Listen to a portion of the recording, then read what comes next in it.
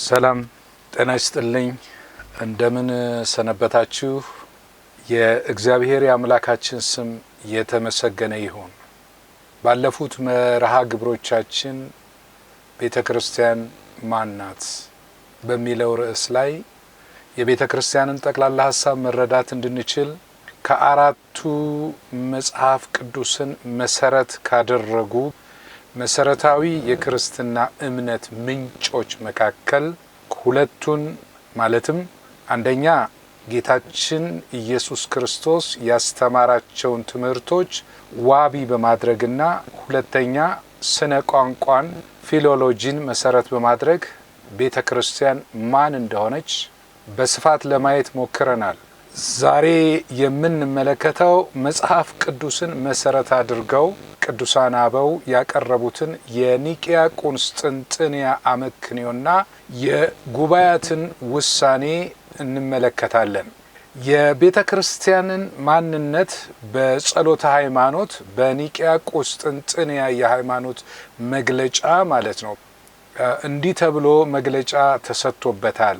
በአጠቃላይ ማለት ነው ጸሎተ ሃይማኖትን ስናጠቃልለው ስለ እግዚአብሔር አብ፣ ስለ እግዚአብሔር ወልድ፣ ስለ እግዚአብሔር መንፈስ ቅዱስ፣ ስለ ወልድ አምላክነትና ሰውነት፣ ስለ መሞቱና ስለ መነሳቱ፣ ስለ እርገቱና ተመልሶ ስለ መምጣቱ፣ ስለ ዳግም ምጽአቱ ማለት ነው፣ ስለ ኃጢአት ስርየትና ጥምቀት በተነገረበት በዚህ የእምነት መግለጫ ውስጥ ቤተክርስቲያን ማን እንደሆነችና ባህሪዋ ምን እንደምትመስል ሐዋርያት በሰሯት በአንዲት ቅድስት ቤተክርስቲያን እናምናለን ብለው አስፍረውልናል አበው። በዚህ መግለጫ ውስጥ ቤተክርስቲያን ማንነቷ አራት ባህሪ እንዳላት ተገልጧል። እነርሱም አንደኛ ቤተክርስቲያን አንዲት መሆኗን፣ ሁለተኛ ቤተክርስቲያን ቅድስት መሆኗን፣ ሶስተኛ ቤተክርስቲያን ዓለም አቀፋዊት መሆኗን ኩላዊት መሆኗን፣ አራተኛ ቤተክርስቲያን ሐዋርያዊት መሆኗን ናቸው። እነዚህን አራቱን በየተራ እንመለከታቸዋለን። አንደኛ ቤተክርስቲያን አንዲት መሆኗ። ቤተክርስቲያን የእግዚአብሔር ጉባኤ ወይም ደግሞ አቅሌሲያ በእግዚአብሔር የተጠራ ሕዝብ ማለት ነው ብለን ባለፈው ከብሉይ ኪዳንም በአዲስ ኪዳንም ያለውን መሰረት አድርገን ቤተክርስቲያን ማን እንደሆነች ለማየት ሞክረናል። ቤተክርስቲያን የእግዚአብሔር ጉባኤ ናት። ስለዚህ በክርስቶስ አምነው ዳግም የተወለዱ ሰዎች ናቸው። ቤተክርስቲያን የምንለው ምንጯ አንድ ነው። ሥላሴ አብ፣ ወልድ፣ መንፈስ ቅዱስ የቤተክርስቲያን መገኛ ናቸው። መስራቿ አንድ ነው፣ እርሱም ኢየሱስ ክርስቶስ ነው። መንፈስ ቅዱስም አንድ ነው። እምነትም አንዲት ናት። ጥምቀትም አንዲት ናት። አንድ የቤተ ክርስቲያን ራስ አለ፣ አትከፋፈልም። አንዲት አካል አለች ማለት ነው። ይህ አንድነት መንፈስ ቅዱስ በውስጣችን በማደሩ ምክንያት ከእግዚአብሔር በመወለዳችን ምክንያት የእግዚአብሔር ቤተ መቅደስ በመሆናችን ምክንያት የክርስቶስ አካል ብልቶች በመሆናችን ምክንያት የሚኖረን አንድነት ነው። አንዱን መንፈስ በመጠጣት የሚገኝ አንድነት ነው። በአንደኛ ቆሮንቶስ ምዕራፍ 12 ቁጥር 13 ላይ እንደተነገረው ማለት ነው። በአንደኛ ቆሮንቶስ ምዕራፍ 3 ቁጥር 9 ላይም እንደዚሁ እናንተ የእግዚአብሔር እርሻ ናችሁ፣ የእግዚአብሔር ሕንጻ ናችሁ፣ እኛ ደግሞ ከእርሱ ጋር አብረን የምንሰራ ነንና ይላል ሐዋርያው ቅዱስ ጳውሎስ። ቤተ ክርስቲያንን በእርሻና በሕንጻ ምሳሌ መስሏታል። እዚህ ላይ የምንመለከተው እናንተ የእግዚአብሔር እርሻ ናችሁ። እርሻ የሚለው ነጠላ ቁጥር ነው። ናችሁ የሚለው ብዙ ቁጥር ነው። የእግዚአብሔር ሕንጻ ናችሁ በሚለው ሕንጻ የሚለው ነጠላ ቁጥር ነው። ናችሁ የሚለው ብዙ ቁጥር ነው። ስለዚህ የእግዚአብሔር እርሻ ቤተ ክርስቲያን አንዲት ስትሆን ምእመናን ወይም በክርስቶስ አካል ውስጥ ያሉ ብልቶች ብዙ እንደሆኑ የእግዚአብሔር ሕንጻ ናችሁ ብሎ ሲል ሕንጻ የሚለው ነጠላ ቁጥር የቤተ ክርስቲያንን አንዲት መሆንና ምእመናን የክርስቶስ አካል ብልቶች ብዙ መሆናቸውን ያመለክታል። እንግዲህ ከእርሱ ጋር አብረን የምንሰራ ነንና ሲል ሐዋርያቱ አገልጋዮቹ ብዙ እንደሆኑ እንመለከታለን። እግዚአብሔር አንድ እንደሆነ ክርስቶስም አንድ እንደሆነ ሁሉ የክርስቶስ አካሉ የሆነች ቤተክርስቲያንም አንዲት ናት።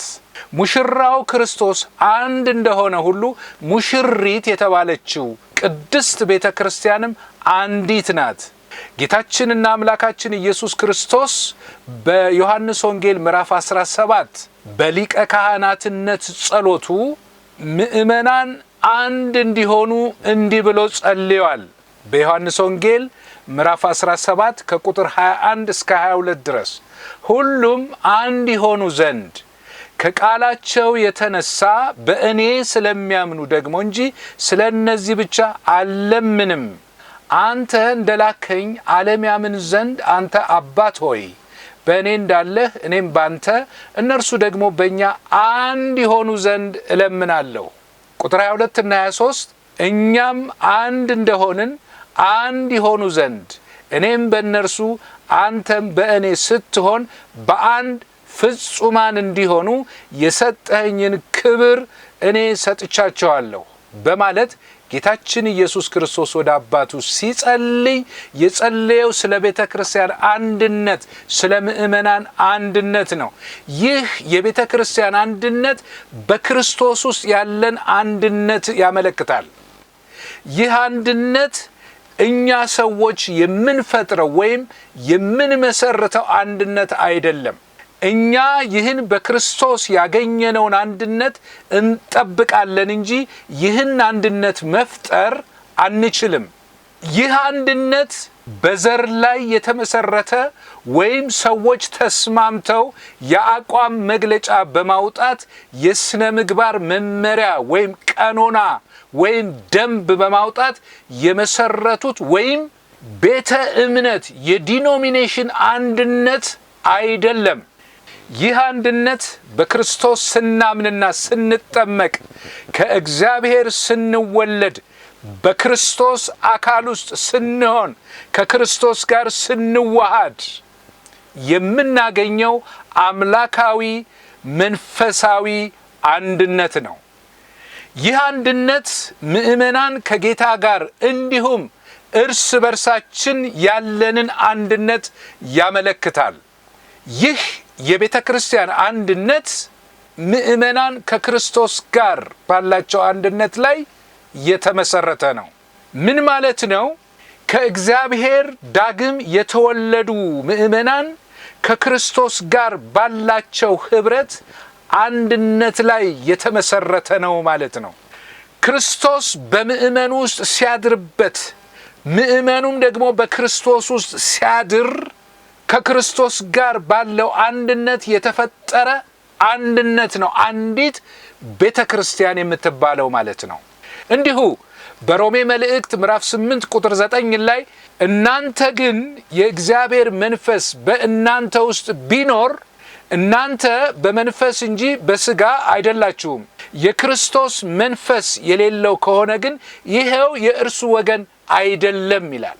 ስለዚህ ይህ አንድነት የክርስቶስ መንፈስ በውስጣችን በማደሩ እኛም ስንጠመቅ ከክርስቶስ ጋር ሞተን በመነሳታችን ምክንያት ከክርስቶስ ጋር ባለን አንድነት የክርስቶስ አካል ብልቶች በመሆን ቤተ ክርስቲያን አንዲት መሆኗን በዛ ውስጥ እንመለከታለን ማለት ነው። እንግዲህ ስናጠቃልለው ይሄንን ይህ የቤተ ክርስቲያን አንድነት ቤተ ክርስቲያን አንዲት ናት የምትባለው ከእግዚአብሔር ዳግም በመወለዳችን ምክንያት ያገኘነው አንድነት ነው። ይህ አንድነት ዘመን ያልተገደበለት ከፍጥረት ጀምሮ ጌታ ኢየሱስ ክርስቶስ እስከሚመጣበት ጊዜ ድረስ ያሉ ጠቅላላውን ምእመናንን የሚያቅፍ አንድነት ነው። ይህ አንድነት ማንነት ነው። ይህ አንድነት ዜግነት ነው። ሰማያዊ ዜጋ መሆን ነው። ልጅነትን ማግኘት ነው። እግዚአብሔር አባታችን እኛም ልጆች በመሆናችን በአባትና በልጅ መካከል ያለ ከማይጠፋው ዘር ከእግዚአብሔር የመወለድና ሕያው የመሆን ነገር ነው።